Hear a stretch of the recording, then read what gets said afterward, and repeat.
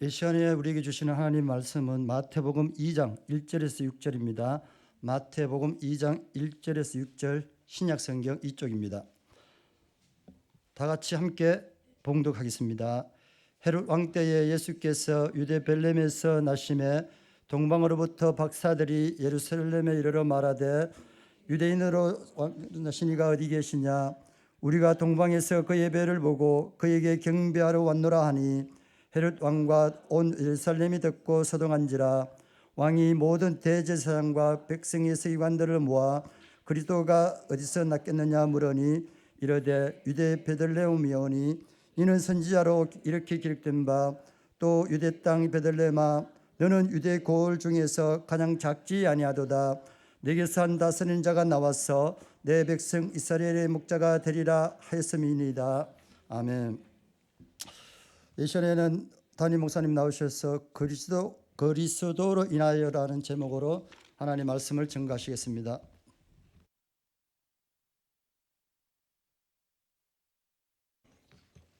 이제 대림절을 지나면서 이제 예수님의 탄생과 관련된 말씀들을 함께 나누면서 또 그 말씀의 의미들을 생각해 보려고 합니다. 자, 베들레헴은 아주 작은 마을입니다. 도시라고 이야기할 것도 없습니다. 아주 작은 마을입니다. 그 당시에도 작았고요. 지금도 여전히 작은 마을입니다. 하지만 결코 작지가 않습니다. 특별한 휴양지도 아니고요. 딱히 볼 것도 없습니다. 뭔가 대단한 볼거리가 있는 것도 아닙니다. 하지만 정말 세상 많은 사람들이 그 베들레헴이라는 이름만 들어도 기억할 겁니다. 예수님께서 태어나신 곳이다. 예수님 당시에 이 베들레헴이라는 이 마을은요, 1,000명도 살지 않는 작은 이제 시골 마을이죠. 하지만 이제 그리스도께서 탄생하심으로 인하여서 이 수천 년이라는 시간이 지났음에도 불구하고 그 이름은 변하지 않고요. 많은 사람들이 그 이름을 기억을 합니다. 여러분, 이름은 잘 바뀝니다. 지명도 쉽게 바뀝니다. 아마 이 베들레헴이라는 지명은 예수님께서 다시 오실 때까지 아마 그 이름으로 불리게 될 겁니다. 왜 그럴까요? 이름이 중요한 게 아니기 때문입니다. 베들레헴이라는 이름보다 훨씬 더 중요한 것이 뭐냐면은 예수님께서 그곳에서 태어나셨다라는 겁니다. 우리가 살고 있는 이 동네 이름도요, 옛날에는 도구였죠. 이제는 동해면입니다. 요즘 아이들은 중학생 아이만 돼도 도구 그러면 그냥 해수욕장 이름만 도구인 줄 알고 있지, 옛날 이 지명이 도구라는 건 잘 모릅니다. 이름이 바뀌죠. 여러분, 변하지 않는다라는 것, 어느 지명의 이름이 변하지 않는다라는 것은요, 아주 특별한 의미를 가지고 있는 거죠. 여러분, 변하지 않는 것을 진리라고 이야기를 합니다. 베들레헴에서 예수님께서 태어나신 것은 역사적인 사실이며 또한 예수님께서 그곳에 태어나신 그 자체가 진리입니다. 지금도 이스라엘과 근동 지역에 가면 예수님의 흔적이 굉장히 많이 남아 있습니다. 우리는 그곳을 잘 가지 않기 때문에 그냥 예수님께서 베들레헴에 태어나셨어 이 정도이지만 이 베들레헴이라는 지역, 특히나 이제 이스라엘이라는 나라, 그리고 또 근동 지역, 그곳에는요 교회의 역사가 흔적들이 남아 있습니다. 예수님께서 어린 시절을 보내셨던 곳과 그리고 또 제자들과 함께하신 흔적들, 그리고 또 곳곳에 교회가 세워져 있습니다. 예수님께서 기도하신 곳에 교회가 세워져 있고요. 예수님께서 죽으신 곳에도, 그리고 예수님께서 부활하신 곳에도, 또 예수님께서 마지막으로 승천하신 곳에도 모든 장소에 교회가 세워져서 남아 있습니다. 다르게 이야기를 하면요, 예수님의 흔적이 교회입니다. 지금 우리의 교회도 예수님의 흔적이 되어야 됩니다. 여러분, 우리가 지금 대한민국 이 포항, 남구, 동해면에 세워진 말씀과 찬양 교회이지만 여러분, 이 교회도 예수님의 흔적이 되어야 한다는 겁니다. 예수님 때문에 이 베들레헴이라는 이름이 바뀌지 않는 것처럼 예수님의 흔적만 남아 있는데도 불구하고 그곳이 역사적으로 굉장히 큰 의미를 가진 도시가 된 것처럼 지금 예수 그리스도를 믿고 살아가는 우리는 어떠해야 되겠습니까? 예수님의 흔적만으로도 이 베들레헴이라는 도시가 역사적인 도시로 가장 유명한 도시가 되었다면 지금 예수님을 믿고 예수 그리스도가 다시 오심을 기다리는 저와 여러분들의 삶은 어떠해야 될까요? 우리가 무엇인가를 크다라는 표현을 쓸 때는요, 크다, 성공했다, 뭐 이런 표현을 쓸 때는 대부분 다 외적인 것을 기준으로 하죠. 정말 성공했어. 저 사람은 정말 높은 자리까지 올라갔어. 근데 우리의 내면을 이야기하는 단어들이 있습니다. 우리의 내적인 크기를 말할 때에는요, 주로 반대적인 표현을 같이 사용을 하죠. 왜냐하면 겉으로 보기에는 작으니까요. 그래서 이제 작은 거인이라는 표현들을 많이 씁니다. 작은 거인. 이거는 사실 단어적으로는 옳지 않습니다. 어떤데 작은데 거인이 될 수가 있을까요? 그러니까 이 작은 거인이라는 표현은 뭡니까? 겉으로는 작지만 그 속은 크다라는 것이죠. 네, 이런 이제 별명을 가지고 있는 사람들이 종종 있습니다. 뭐 우리나라에는 이제 옛날에 레슬링 선수인 심건호 선수를 작은 거인이라고 이야기를 했죠. 그 작은 덩치에 얼마나 작습니까? 그런데 그 작은 덩치에 올림픽 나가서 금메달을 따고 뭐 그러면서 그 사람의 어떤 삶을 보면은 결코 작지 않다는 겁니다. 가수인 조용필 별명도 작은 거인이었습니다. 70이 넘은 나이에 얼마 전에 또 새로운 앨범을 냈죠. 정말 대단한 사람입니다. 70이 넘은 나이에 노래를 부른다라는 것도 참 대단한데 또 앨범을 낸다라는 것은요 더 대단한 일입니다. 대부분 가수들은요 좀 성공하면은 나이 40 중반만 지나도 앞에 서서 노래 잘 안 하려고 합니다. 이제 뒤에서 뭐 사람들 키우면서 선생님 대접을 받으려고 하고 어느 정도 지위를 누리려고 하죠. 그런데 정말 대단한 사람입니다. 이 조용필의 이번에 나온 앨범을 들어봤습니다. 일부러 찾아서 들어봤죠. 그 사람이 살아온 인생이 그 가사 가운데 이렇게 녹아 있는, 그래서 정말 작지만 하지만 정말 누구도 하지 못하는 일들을 이루어내는 큰 사람이라는 그 생각을 했습니다. 여러분, 하나님께서 우리를 어떻게 만드셨는지 아십니까? 작아서 남들보다 못하게 만들지 않으셨습니다. 여러분, 우리가 가난해서 남들보다 못나게 살게 만들지 않으셨습니다. 우리가 건강하지 않아서 남들보다 못나게 살게 만들지 않으셨습니다. 하나님께서는요, 우리를 참 다양하게 만드셨습니다. 우리의 인생을 참 다양하게 이끌어 가십니다. 어떤 사람들은 정말 쉽게 성공하는 것 같고 어떤 사람은 정말 죽으라고 노력하는데도 잘 안 되는 것 같습니다. 그렇게 우리가 서로 다릅니다. 그런데 여러분, 하나님께서 우리를 어떻게 만들어 놓으셨는지, 하나님께서는 이 역사 가운데서 우리에게 무엇을 말씀하시는지 우리가 한번 잘 들어보셔야 됩니다. 베들레헴이라는 이 작은 마을이 수천 년 동안 역사 가운데서 가장 큰 의미를 가진 역사적인 마을이 된 것은 예수 그리스도께서 그곳에서 태어나셨기 때문입니다. 하나님은 저와 여러분의 모든 인생 속에 주의 뜻을 심어 놓으셨습니다. 그래서 우리가 하나님의 형상대로 지음을 받았다는 거죠. 그래서 우리에게 중요한 게 뭘까요?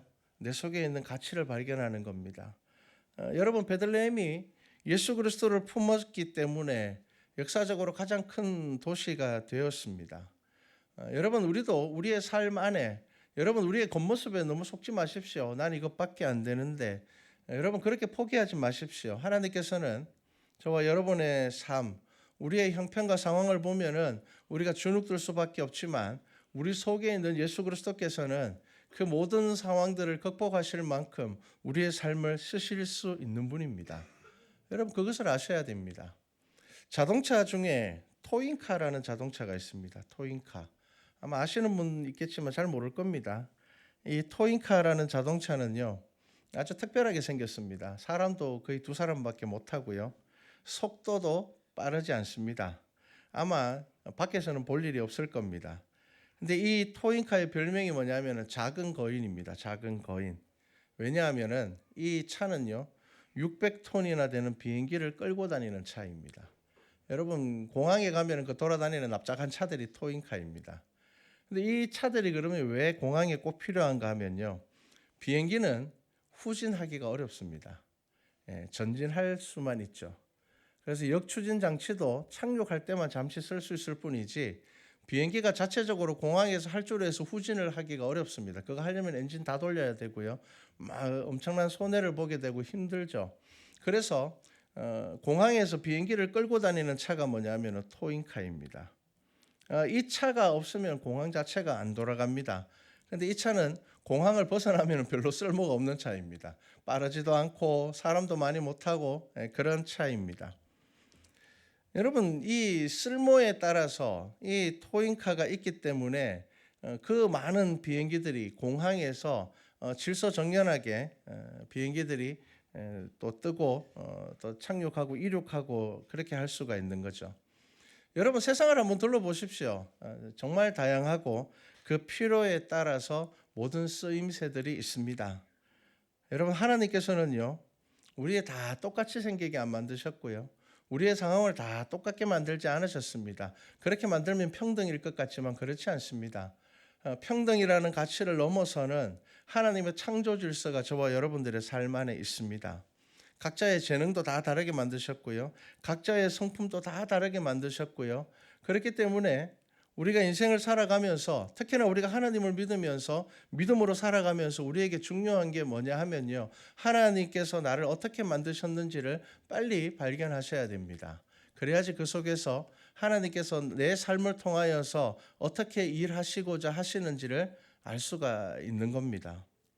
근데 대부분의 사람들은 어떻게 살아갈까요? 나한테 없는 것만 부러워하면서 그거 가지려고 평생 쫓아다닙니다.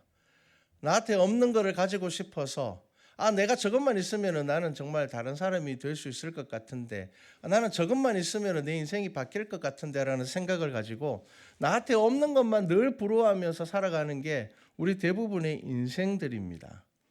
근데 하나님을 믿고 있는 저와 여러분은 예수 그리스도로 인하여서 죄 가운데서 죽을 수밖에 없었던 우리가 새로운 생명을 얻은 것을 믿음 가운데서 알고 있는 저와 여러분은 나한테 없는 것을 부러워하면서 살아가는 것이 아니라 내게 있는 것을 감사함으로 하나님의 뜻을 발견하셔야 됩니다. 여러분, 이게 우리의 삶이 되어야 됩니다. 여러분, 2024년을 한번 돌아보십시오. 여러분, 없는 거 가지려고 바득바득 살아오지 않으셨습니까?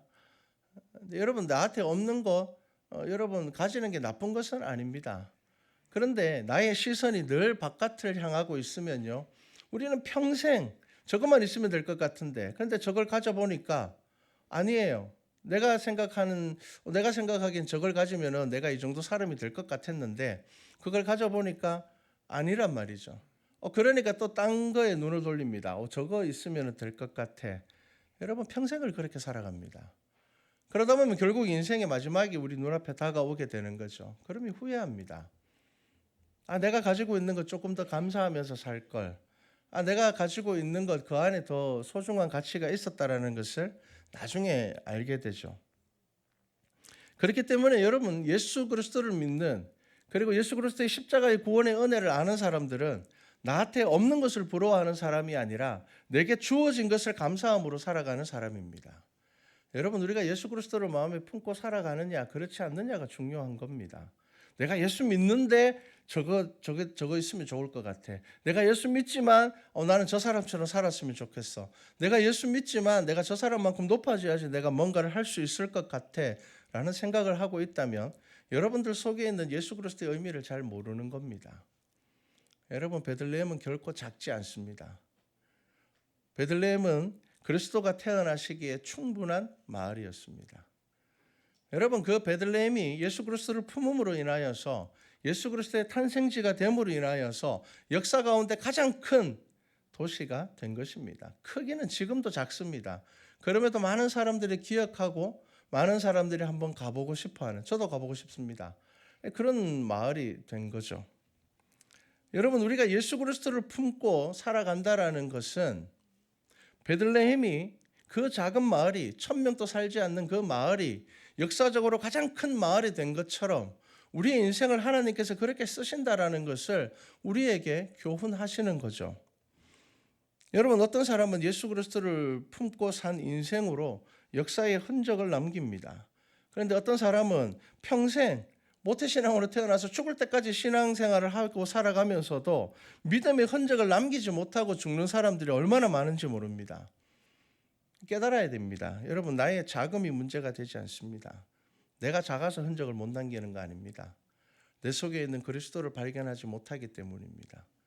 내가 예수님을 믿고 살아간다고 하면서도 내 속에 있는 그리스도를 알지 못하고 살아가고 있는 겁니다.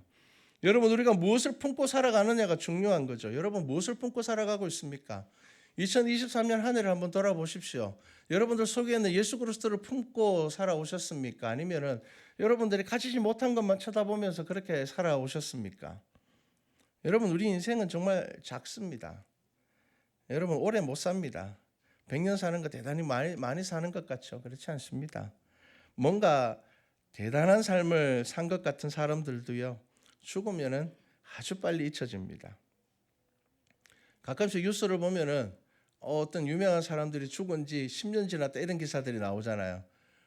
깜짝 놀랍니다. 저 사람이 죽었었구나. 연예인들을 보면은 그때는 우리가 그 사람 죽었다는 걸 기억하지만 시간 지나면 또 잊어버립니다. 그러다 이제 신문 기사를 보면 이 사람 죽은 지가 벌써 10년이 지났어. 그렇게 되죠. 여러분, 사람은 빨리 잊혀집니다. 그리고 시간은 정말 빨리 지나갑니다. 그리고 우리는 얼마나 약한 존재인지 모릅니다. 우리 다 열심히 살아갑니다. 인생 정말 열심히 살아가지만 또 얼마나 빨리 잊혀지는지 모르고요. 기억되지 않는 사람들이 더 많습니다. 때로는 흔적조차 남지 않습니다. 그런데 인간의 삶이 얼마나 신비로운가 하면요, 어떤 사람은요 짧은 생을 살았지만 수백 년 수천 년 동안 기억이 되고요, 사람들에게 감동을 주고요, 또 그리고 그 사람의 삶이 세상을 바꾸기도 합니다. 여러분, 그런 삶을 살라고 이야기하는 거 아닙니다. 꼭 그런 삶을 살아야 된다고 이야기하는 것 아닙니다.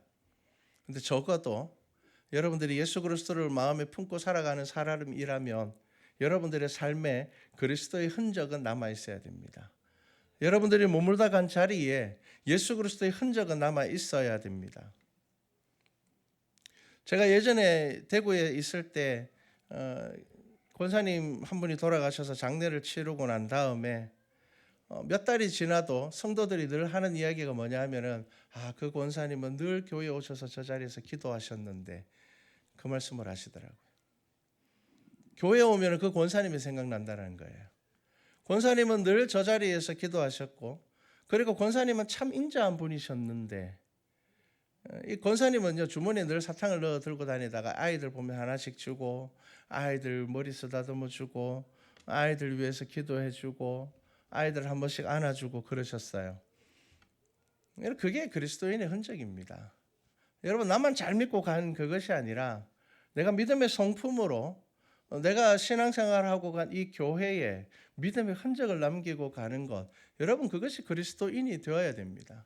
여러분들이 아무리 성공하고 죽었다 하더라도 여러분들이 평생 신앙생활 했는 교회에 여러분들이 믿음의 흔적을 남기지 못한다면, 사람들에게 금방 잊혀져 버린다면, 이런 일이 있을 때 그 권사님이 계시면 참 좋았을 텐데, 여러분, 그게 믿음의 흔적입니다. 여러분, 수많은 믿음의 조상들이 오래 살아서 믿음을 남긴 게 아닙니다. 많은 순교자들요, 우리들의 인생의 절반도 못 산 분들이 거의 대부분입니다. 여러분, 우리나라의 믿음의 기틀을 세우신 순교자들요, 대부분 30대 40대 초반에 다 순교하신 분들입니다. 얼마나 짧게 살았습니까?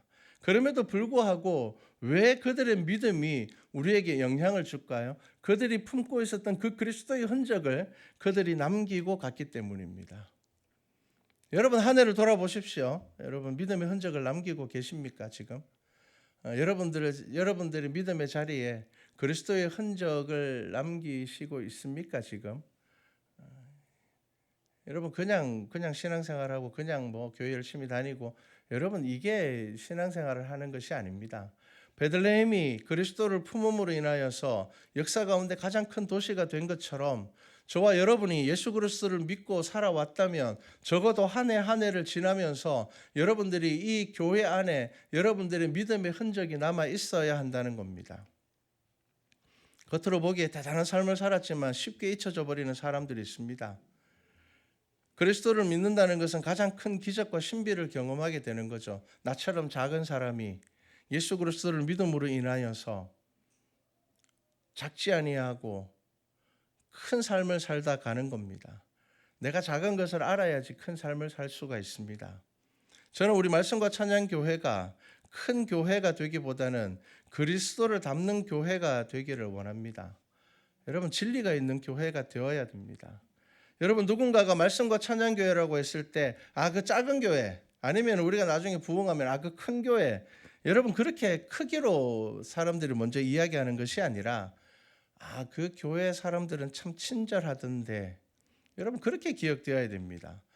그 교회는 예배의 은혜가 있던데, 그 교회 사람들은 참 말이 선하던데, 여러분, 그런 교회 되어야 됩니다. 그 교회 사람들은 참 좋더라. 그 교회 사람들은.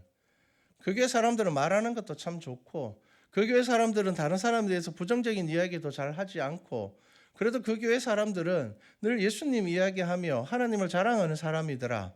여러분, 이게 좋은 교회입니다. 그러니까 크니까 그냥 좋은 교회, 작으니까 별 볼 일 없는 교회, 그게 아닙니다.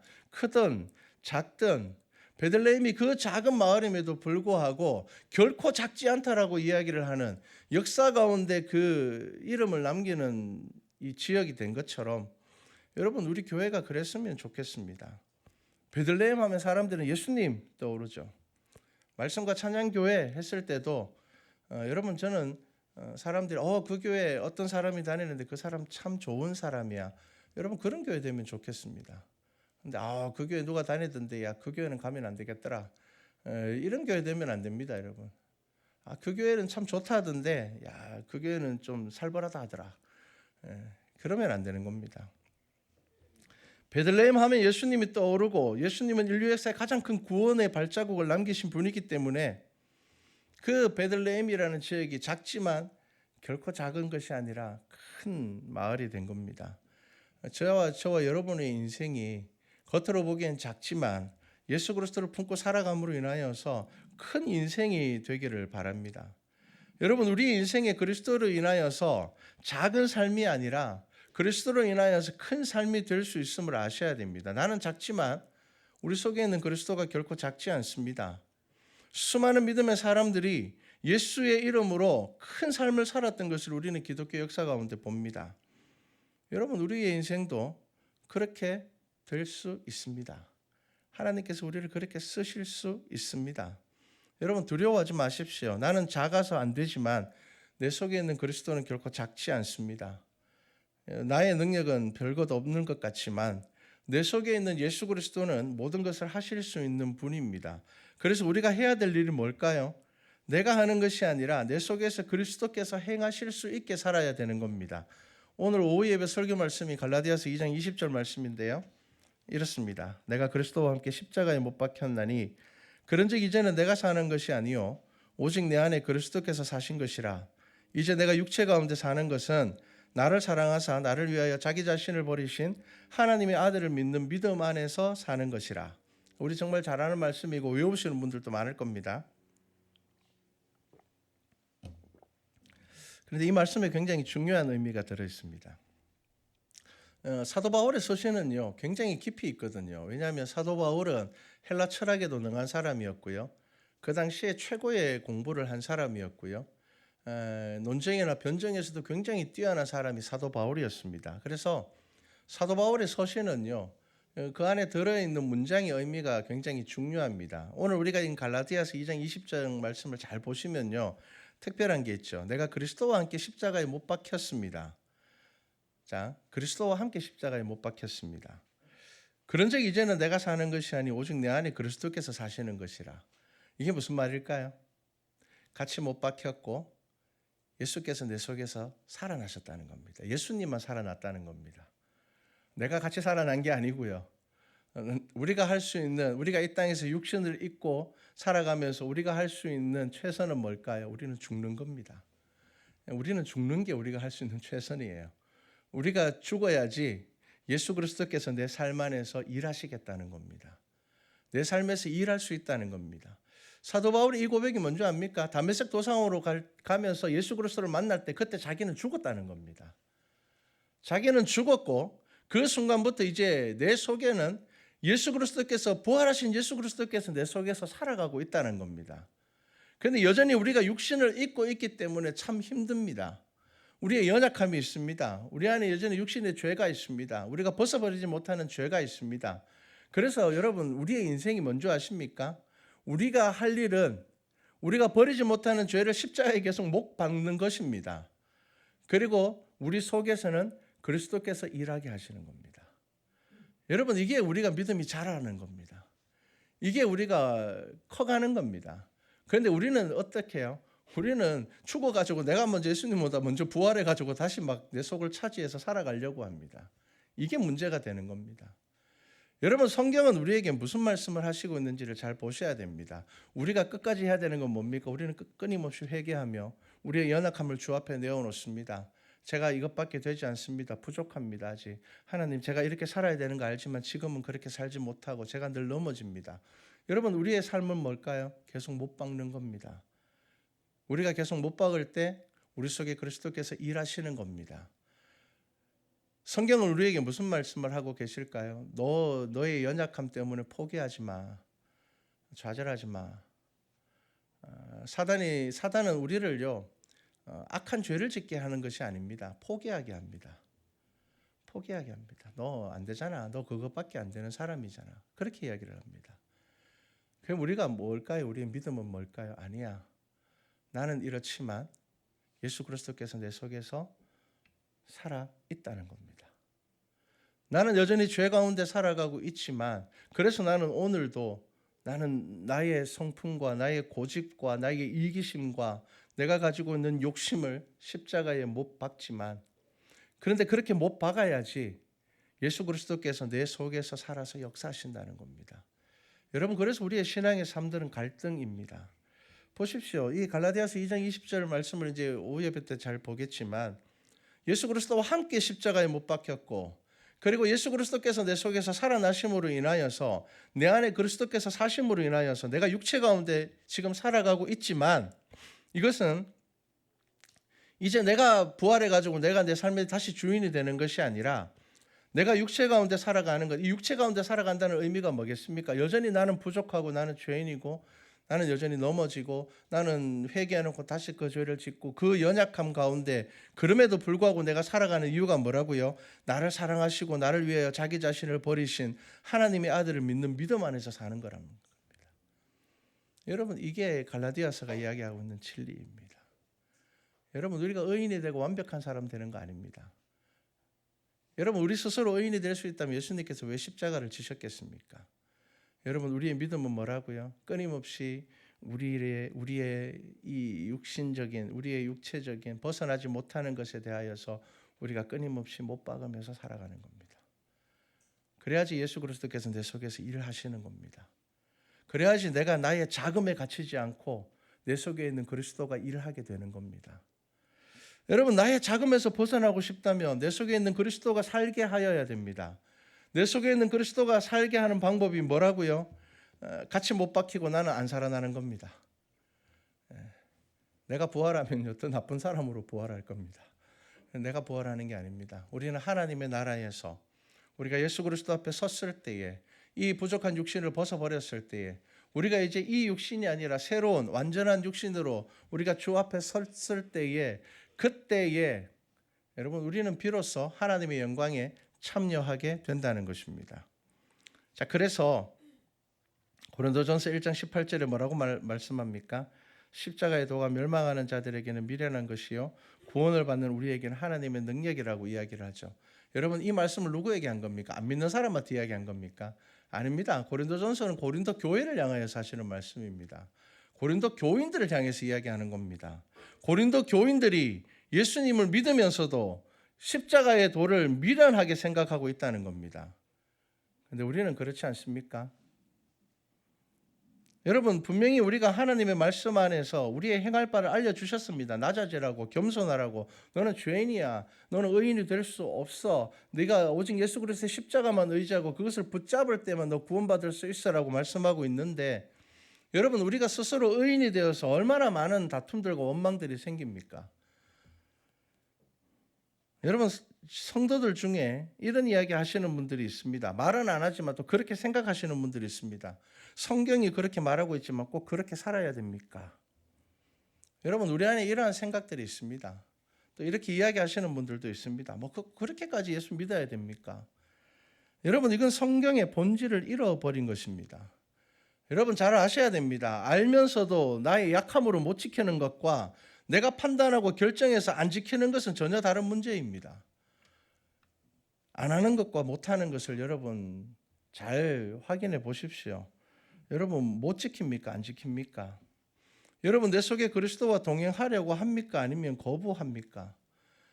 여러분 예배를 드립니까? 못 드리는 겁니까? 안 드리는 겁니까? 못 드리는 겁니까? 여러분 내가 봉사와 헌신을 안 하는 겁니까? 못 하는 겁니까?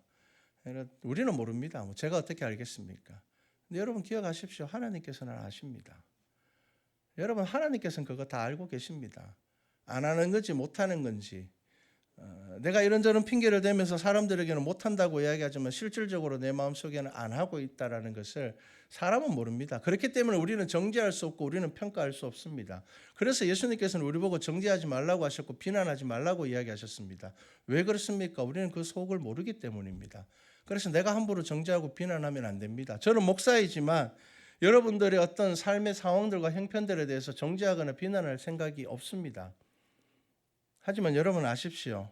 하나님께서는 아십니다. 여러분 일주일에 교회에 와서 1시간 말씀 듣는 게 여러분들의 신앙생활의 전부인 삶이라면 여러분 그걸 믿음이라고 이야기할 수 있을까요? 교회 자주 오라는 이야기가 아닙니다. 여러분의 매일의 삶에 말씀이 있느냐를 묻고 있는 겁니다. 여러분 매일 아침 눈 떴을 때 내가 그리스도인이라는 것을 알고 시작하느냐는 겁니다. 여러분들이 하루를 마무리할 때 내가 그리스도인이라는 것을 여러분 이야기할 수 있는 삶을 살고 있냐라는 거죠. 참 어렵습니다. 여러분 오늘 성경 말씀을 잘 기억하십시오. 여러분 자금에 머물러 있지 마십시오. 왜냐하면 그리스도로 인하여 우리는 구원받은 백성이기 때문입니다. 여러분 내가 못하는 거 있습니다. 안 되는 거 있습니다. 모든 사람이 그렇습니다. 그런데 여러분 하나님의 말씀 안에서 그리스도께서 내 속에서 역사하실 수 있도록 여러분 나의 삶 가운데 내가 최선으로 살아갈 수 있도록 내가 하나님의 말씀 안에 최선의 것을 선택할 수 있도록 여러분 우리의 믿음의 자리를 확인하셔야 됩니다. 여러분 주신 사명을 기억하십시오.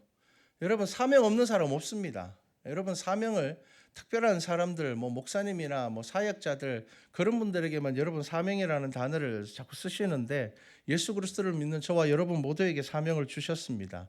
그렇기 때문에 하지만 하나님께서는 여러분들이 그 사명을 감당하지 못하는 것은 아시지만 사명을 감당하지 않는 것도 알고 계십니다. 그래서 여러분의 삶들을 돌아보십시오. 여러분 믿음으로 사는 사람은요 작게 살고 싶어도 살기가 어려워질 겁니다. 이 베들레헴이라는 도시가 예수 그리스도를 품음으로 인하여서 2000년 역사 가운데 가장 위대한 도시가 된 것, 작아지려고 해도 작아질 수가 없습니다. 이 베들레헴이라는 마을은 이름 바꾸고 싶어도 못 바꿀 겁니다. 바꿀 수가 없습니다. 여러분 우리의 자리는 낮은 자리고 겸손한 자리 맞습니다. 하지만 우리는 믿음으로 거인의 삶을 살 수 있습니다. 성경을 통하여서 우리에게 그렇게 말씀하셨습니다. 자 이제 성탄절을 기다리는 절기가 시작되었습니다. 여러분 예수 그리스도가 이 땅에 오심은 우리와 함께 하시기 위함입니다. 임마누엘 하나님이십니다. 너희와 함께 하신다는 거죠. 여러분 무엇보다 이 성탄절이 여러분들의 즐거운 우리 교회의 즐거운 잔치가 되기를 원합니다.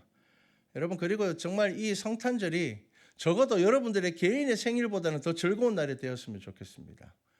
여러분 자기 생일은 가족들 생일은 엄청나게 하면서 예수님 생일은 그냥 대면대면하게 그렇게 지나가지 않았으면 좋겠습니다.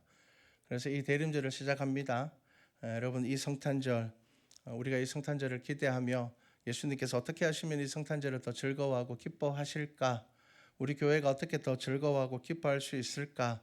여러분 그 생각들을 가지시고 2024년을 잘 마무리하시고 온전한 그리스도를 영접함으로 인하여서 2025년 주와 함께하는 우리 모든 성도들이 되기를 주님의 이름으로 축복합니다.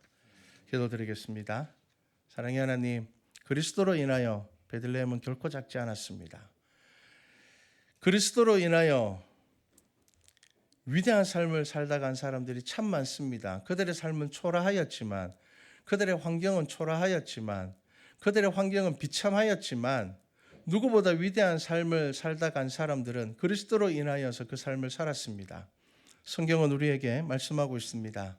우리는 결코 작지 않습니다. 우리는 작지만 우리 속에 있는 그리스도는 작지 아니하며 우리가 그리스도께서 일하시는 삶을 살아갈 때에 성령 하나님께서는 우리에게 평안과 위로를 주실 것이며 우리의 삶 가운데 길을 보여주실 것입니다. 우리 말씀과 찬양계의 모든 성도들이 이 대림절 절개를 통하여 2024년을 잘 마무리하게 하시고 시작되는 2025년을 주와 함께하는 성도들 되게 하여 주시옵소서. 감사드립니다. 예수님의 이름으로 기도드렸습니다. 아멘.